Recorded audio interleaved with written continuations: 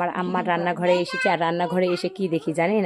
এসে দেখি যে দেশি মুরগির ডিম পাড়ছে। কোথায় জানেন? সেটা আমি আপনাদেরকে দেখাচ্ছি। আসলে গ্রামের এই জিনিসটা খুব ভালো লাগে, যেখানে সেখানে হাঁস মুরগির ডিম পেড়ে রাখে। এই যে দেখেন গাইস, এখানে হচ্ছে চারার বস্তা, এই চারার বস্তার উপরে দেখেন এইভাবে সুন্দর 5টা ডিম পেড়ে রাখছে। আমার আম্মা জানেই না যে কখন এই ডিমগুলো দিয়েছে, একদম মুরগি এই ডিমগুলো দিয়েছে। দেখছেন এই যে, আর ডিমগুলো একদম ভালো হয়ে আছে। এইগুলো হচ্ছে 3টা মুরগি দিয়েছে, কালকে তুলে নাই, এজন্যে হয়েছে কাল পরশু দিয়ে এরা 3জনে ডিম পারছে আর কি, একজন এখনও দেয় নাই।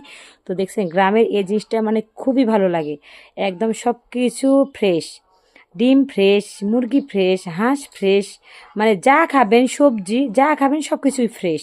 আর এই জিনিসটা আমার খুব বেশি ভালো লাগে। আসলে গ্রামে বড় হয়েছি আর তখন থেকে ফ্রেশ ফ্রেশ খাইছি, বাট এখনও শ্বশুরবাড়ি থেকে এসেও ফ্রেশ খাচ্ছি। এই যে দেখেন, এই ডিমগুলো আমার ছেলেকে আমি খাওয়াই, প্রত্যেক দিন সকালে খাওয়াই এবং শ্বশুরবাড়িতেও নিয়ে যাই ডিমগুলো।